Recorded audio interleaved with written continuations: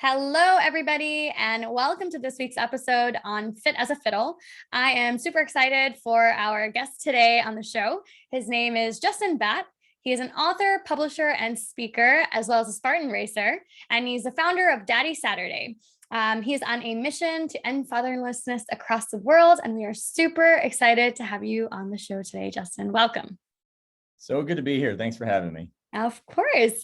So this is mine and Justin's first real conversation with each other outside of all of our online chats. So I am equally excited to learn with our listeners about the work that you do around the world and in your community, and what this mission means to you to end fatherlessness. So before we start on that, I'd love to hear about your background and your journey and really what brought you into this space in the first place.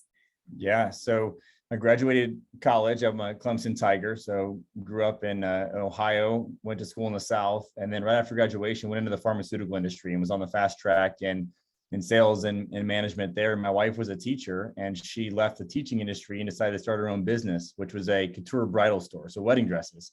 And that led her into basically working every Saturday. And when we started that business, we had our first child, our daughter, Hayden Olivia. So we named the bridal store after her, Hayden Olivia Bridal. And I found myself at home all day with a young daughter for 8 or 10 hours on a Saturday while my wife worked the store, being the entrepreneur and wearing all the hats.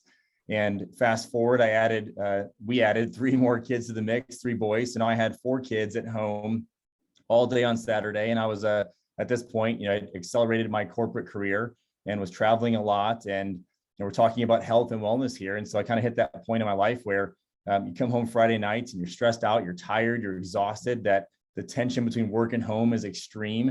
And you're trying to, excel in your career, but also run a family and help your wife run a business. And so there's a lot of things pulling at me in all directions. And many of those Saturdays I'd wake up and I called it the dad hangover. I'd be just tired and exhausted, but, fortunate to support my wife and be with my kids, but just didn't know, how do we have fun? How do we put together an 8 or 10 hour day that we both would end it and go, man, this was exciting. I love this time that I had with dad. And so I had a wake up call one Saturday and it was, are your kids a burden or a blessing? Are they an inconvenience or an assignment? That's your choice, Justin. And you need to own up to that and make that decision. And so I made the right one. And I began planning those Saturdays with our kids and creating these epic adventures together. And pretty soon my kids just looked forward to those days on Saturday. And one Wednesday, when they were asking, what are we doing for Saturday? My middle son, Mason, said, Dad, what are we doing for Daddy Saturday?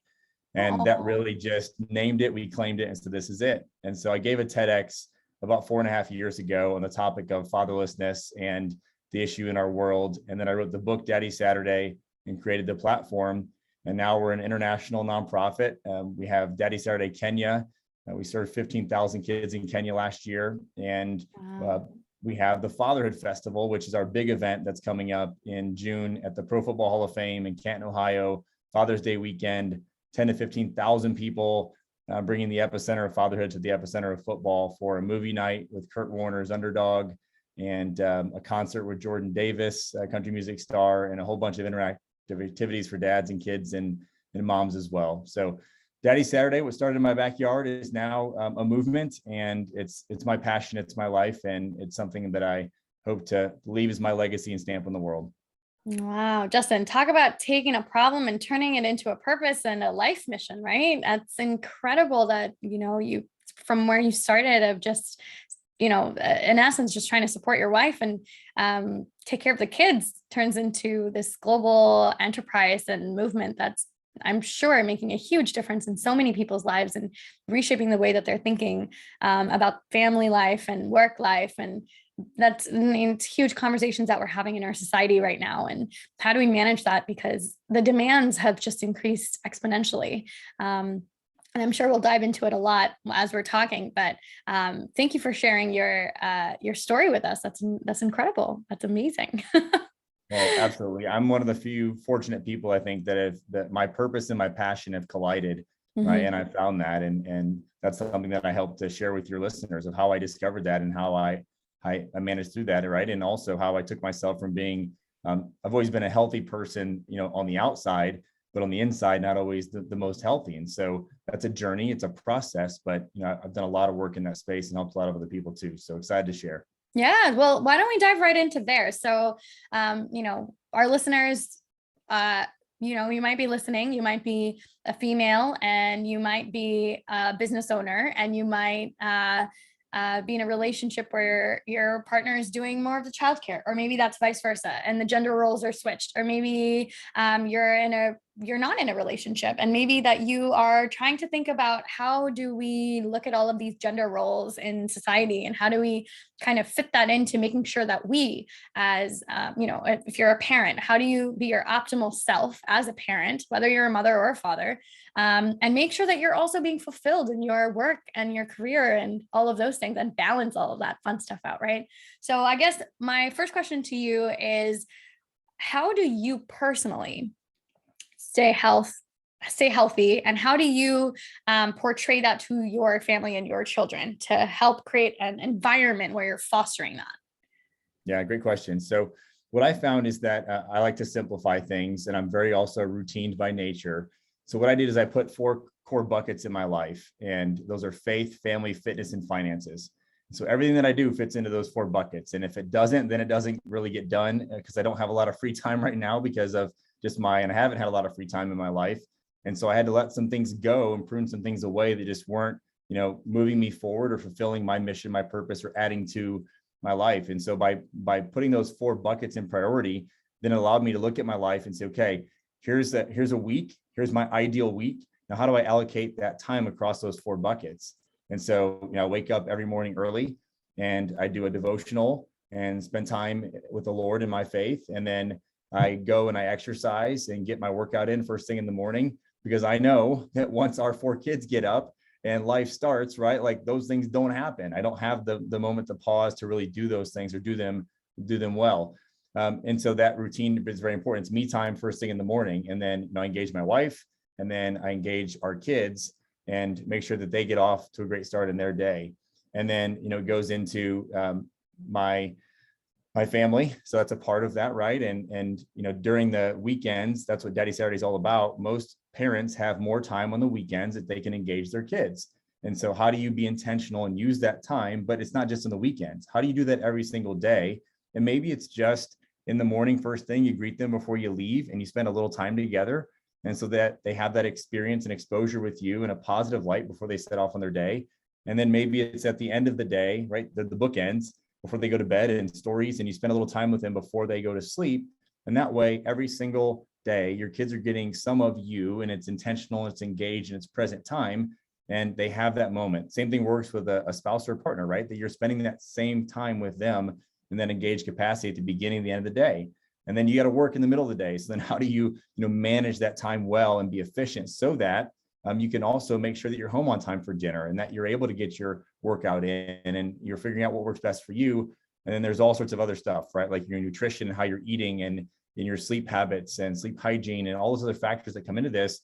And it's all about optimization. Like, how do you live at your best self? How do you optimize your life in a way that you can achieve peak performance as a husband or wife, as a parent, in your job or career, right? In your fitness and everything that you do. And so for me, it was really simplifying my life in those 4 buckets and laying out my week, my day, and working towards that.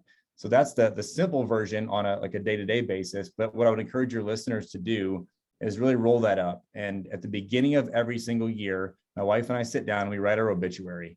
So we've done it multiple times. And it's a great way to look at the end of your life and then come backwards. And that's dramatically impacted my everyday, right? Because now, if my goal is to be the single person who makes the biggest impact in the history of fatherhood and the generation that I'm alive, that's my life goal as part of my obituary. Well, then what do I have to do every day to move towards that goal? It's a big overarching goal, right, at the end of your life.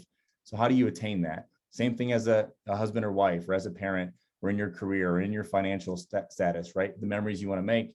And then you go back and you say, okay, now that I know what my big goal is, now what's my one word purpose? And this is so critical. So if you take anything away from this whole conversation, take this away. If you sit down and you do this, it will change your life. And it is, the purpose of my life is to, and then insert the word, and spend some time on it. Really sit with that, workshop it, and go through that. Mine's to connect. And And I am a connector. When I am at my best, I am the best connector in the world. There's no one like me. There's other connectors and they're uniquely talented in their own way of connecting.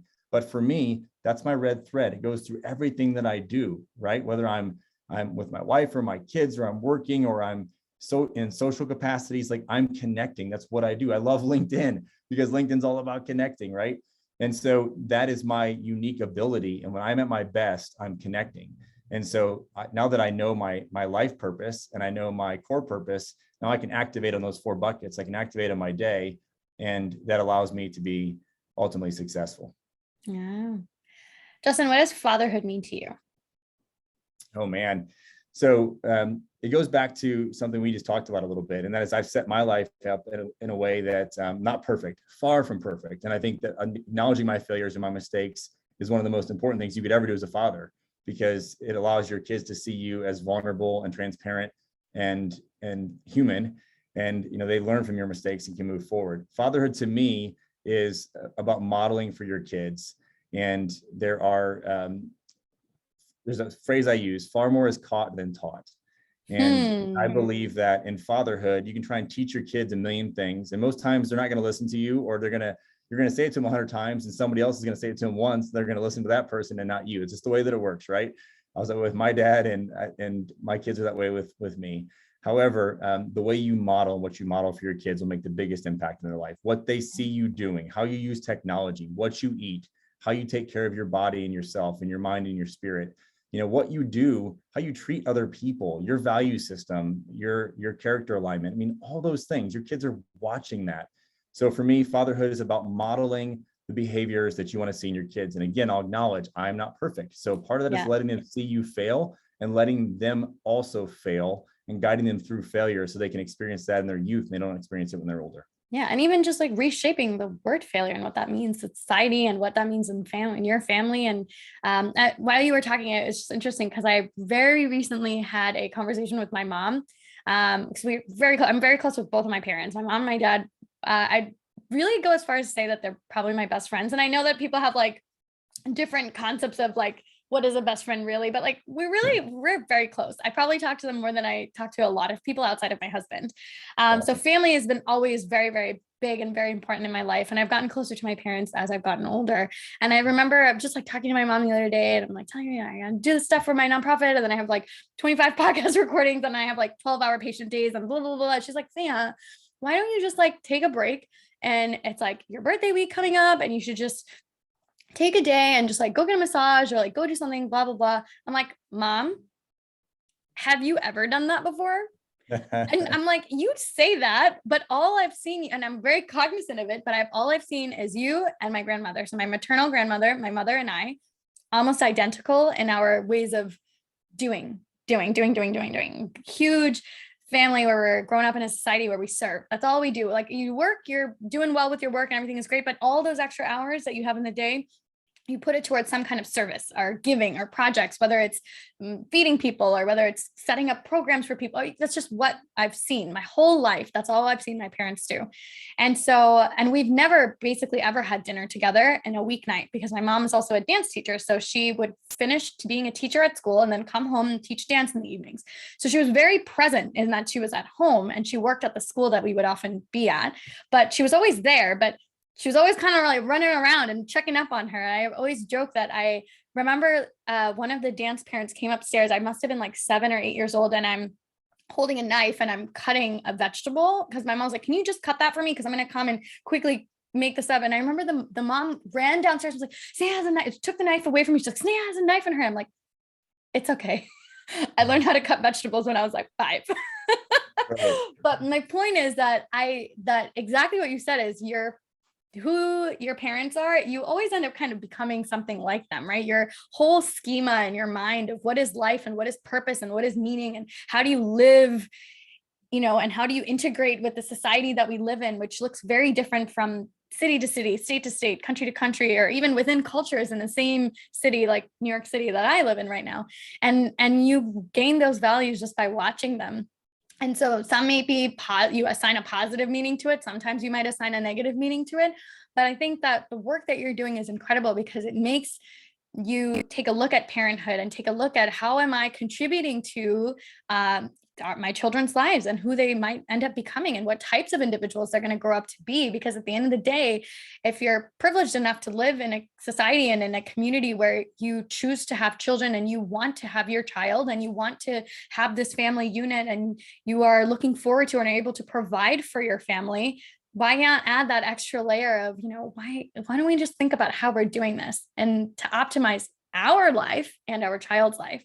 And I think that's what looking up at all your work and everything you did, I thought it was incredible to learn about that and see how you're kind of making a huge shift in our society today. So that was just my little tidbit.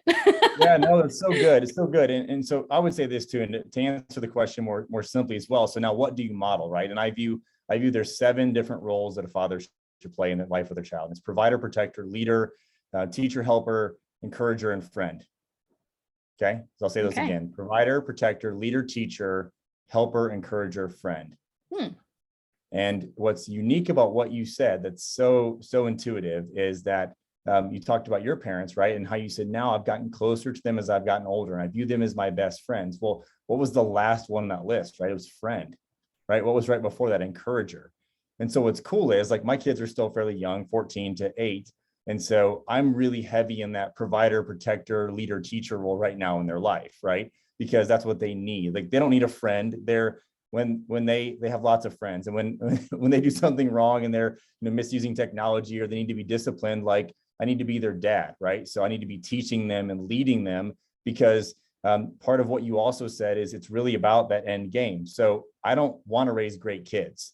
I want to raise good kids who become great adults. And I think that's where a lot of parents miss that, because they're so focused on raising great kids that they miss the fact that it's not about your kids being great when they're in their home. It's about them being great when they get out in society and are productive members and contributing, right? And being the world changers that they can be and identifying their purpose. And so that's what my goal is helping dads and all parents, right, identify that in their own kids to help them take that stance on how they raise their kids. And then at the same time, there's a lot of kids that don't have a father figure in their life, and they're at an extreme disadvantage. So how do we help them still have that capacity so that they can become the great productive adults that we know they can be? I love that. And I think that's an amazing mission. And I think that, I guess I want to dive into like this next piece is,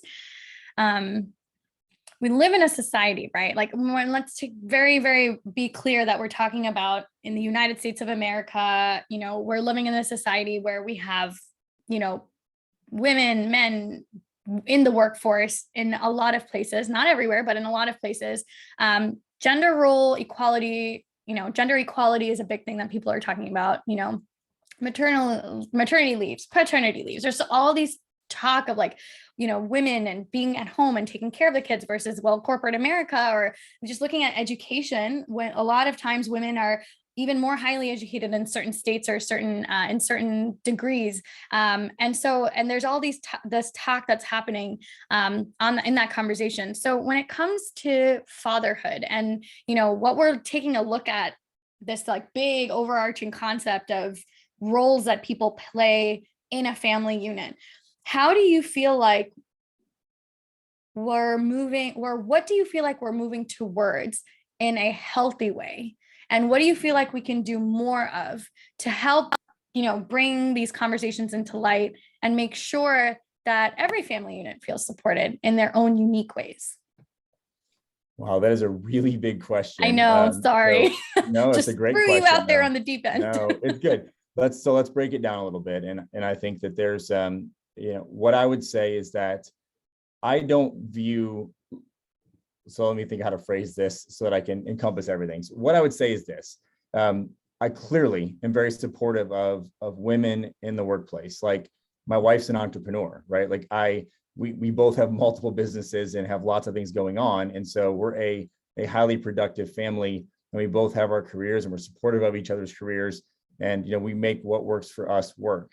But that's not the case for every family. So I think that every family needs to look at their own unique capacities. Like, my wife was born to be an entrepreneur. That's why I encouraged her to do that and to leave teaching, because she was an amazing teacher. She was incredible, but like, she's meant to be an entrepreneur. She's so good in that capacity. So, she's fulfilling her purpose through what she's doing now.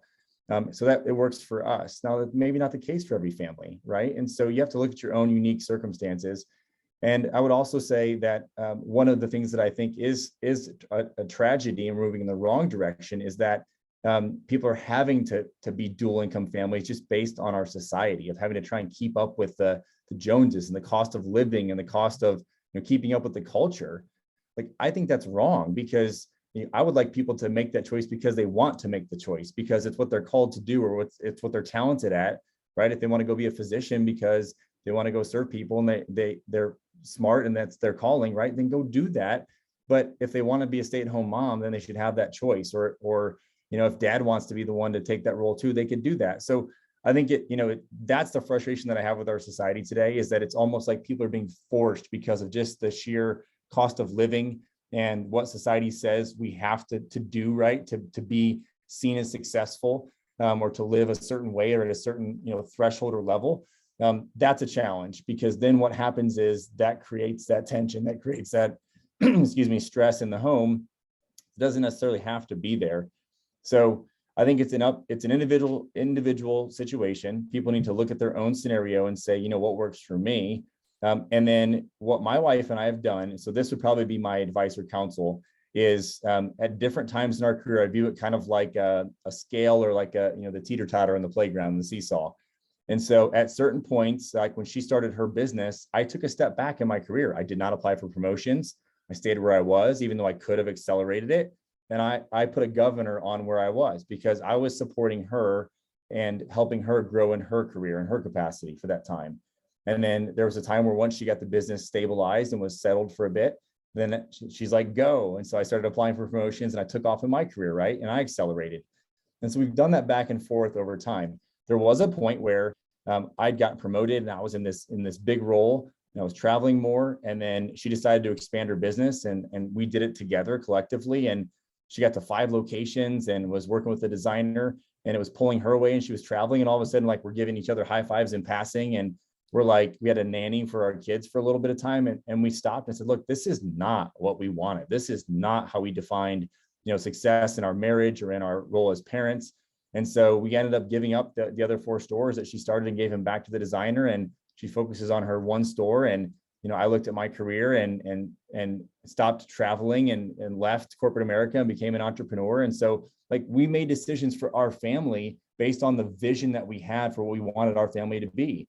And for us, like for me, bedtime stories and baseball games were way more important than, my corporate title and my status with an airline or a hotel. So I made that decision for my family. But, everybody has to make that own decision for themselves. And I would just say, like, it goes back to priorities. So what are your priorities? If your priorities are family and you want to raise good kids that become great adults, you have to be there. Not saying you can't be a traveling salesperson or both parents can't work, but you have to be intentional with the time that you do have with your kids, because it is limited. And that brings me to the last thing that I would say, is that I feel like as parents, we've outsourced our role as parenting. We expect the school, sports, the church, all these other institutions to raise our kids and to teach them the things that we were supposed to teach them as parents. And unfortunately now, those institutions aren't even doing it well. And so they're now turning to YouTube and Instagram and TikTok to be their video games to be their source of influence. And, that's not positive either. We need parents to be engaged in that capacity and on their role as parents. Yeah. I think the one piece that I really love that you're saying is it depends, and that there's all these possibilities for what role a parent plays, whether you're a single parent or whether you have a partner, whether you have one child or whether you have 5 or 10, but that you have all these possibilities to look at things in different ways. And I think the piece that I like that is kind of like your underlying theme is that don't depend on society and don't depend on other people to decide that for you. And if you have the capacity to decide that for yourself and try to structure your life the way you parent, the way your family unit functions around what your values are as a family and what you guys decide together, so that you can just live a little bit more in alignment with who you really want to be. And I love that, earlier you said that you and your wife sit down and talk about end of life times, but I think it's so important that people do take a look at that, because I think we get so caught up in the moment and what's happening this week and what's happening next month and what's on the calendar for the school season or this or that, and kind of looking at all of these rather smaller pieces to a very, very large puzzle of life and family and career and friends and your faith or your spirituality or your practice, whatever that looks like for you. And I think that just being conscious and structuring the life that you live in your day to day kind of activities around that overarching theme is really important. And I think that a lot of people miss that piece. I think it's easy to miss that piece too, because life is busy. But I love that you bring attention to that again, and it's kind of like bring it all together and like, let's make sure like we take this bird's eye view on everything and make sure that we're aligned with everything that we want to do. I love that. And I love that you're giving people different options to take a look at their life and organize it in the way that works for them. So Yeah. And look, I mean, I just like one thing we don't do as a family is ever play victim. And we have there's a great book called QBQ. It's the question behind the question. And it's all about personal accountability. And it's taking your finger and pointing it back at yourself and saying, what could I do to make the situation different or better, right? What could I have done to impact that situation? And that's a rule for our family. And it's how we live our lives in a way that, like, I'm not going to sit there and say that society or something else did something to me or forced me to live my life in a certain way. One of my favorite quotes is by a marketer and author, Seth Godin. And it says, instead of wondering when your next vacation is, set up a life you don't need to escape from. And like, we've done that as a family. And it's like, look, we all have choices. Yes, there's certain people and certain things that, like, I'm not saying that people don't have difficult circumstances or it's hard for them to make a move or make a change, but I think we all have that power. We can all make those decisions, and it may be small decisions on a daily basis that eventually leads to a big decision, but we've chosen to do that as a family. And so you're going to hear the extreme from me because, you know, that's how we've chosen to do it. But we moved our family from the beach to the farm. I mean, we left Charleston, South Carolina, where we had this, you know, beach lifestyle, and we moved to south of Nashville, Tennessee on a 17-acre farm. And now we have 13 Highland cows, and like totally flipped our life upside down. Our kids are no longer in a standard school. We do a hybrid version of what we call homeschool. They call it varsity prep because they say homeschool's lame, the term. But we renamed it. But like, that's what we're doing, right? We're setting up a life that we don't need to escape from. We're setting up a life that, like, every day we wake up and we're excited to go and live life and make an impact and make a difference. And I think everyone has that opportunity. Everyone has that potential, and you don't need economic means to do it. It doesn't matter. I say in Daddy Saturday all the time, it doesn't have to be expensive, extravagant, or extraordinary to be epic. You just have to be intentional. And I'd say the same thing with your life. Like, if you are intentional about your decisions, if you're intentional about your geography, if you're intentional about the 5 people you surround yourself with, if you're intentional about the words you say over yourself, all those things, right, impact your life. If you're intentional about your health, then that's going to change your circumstances. Instead of letting them impact you, you're going to impact them.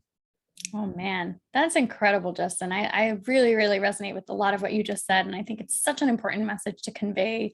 So happy you came on the show today and spoke to our listeners, and hopefully people reshape their way that they think about certain things in their life, certain things in their family, maybe their career, maybe their family life. Is there anything that you feel like you haven't shared with the listeners today that you want to tell them? So the last thing I would say is do hard things and make yourself comfortable being uncomfortable. And I think it's a pillar of health, because in our society today and what we live in, right, you're going to come up against hard circumstances. You're going to have to undergo hard things or difficult situations. And the more you do those things on a daily basis, the more you condition your body and your mind and your spirit to be able to handle those hard things. We do it every day. The kids walk a hill in front of our house. It's a quarter mile up and back. The top's very steep. And when they get to the hard part, most people would say, I say, what part is this? They say it's the easy part. On Wednesdays, we carry sandbags. I have a 100-pound bag on my back. They have sandbags. I make my kids carry sandbags up a hill every Wednesday. And it's because in life, like, there's going to be hard things, which climbing the hill every day is a hard thing that they accomplish and overcome. But on Wednesdays, there's like really hard things in life sometimes. And, you know, you have to work through those together to get over those. And so that, cold showers, there's just a lot of things that I do on a daily basis to make myself uncomfortable and getting used to that. And I can tell you to pay huge dividends. So do hard things, make yourself comfortable being uncomfortable, and model that for your kids if you have kids. And that that'll change your life. I love it. I love it. Where do people find you online, and where can they connect with you on social media? Yeah, absolutely. So if you want to connect with the Daddy Saturday platform, Instagram at Daddy Saturday is great, or daddysaturday.com. And then you can also connect with me on LinkedIn at Justin Batt. Love it. Thank you so much today, Justin, for your time and your experiences and your wisdom and the work that you're doing in the world. Thank you so much. Well, thanks for having me. It was such a pleasure.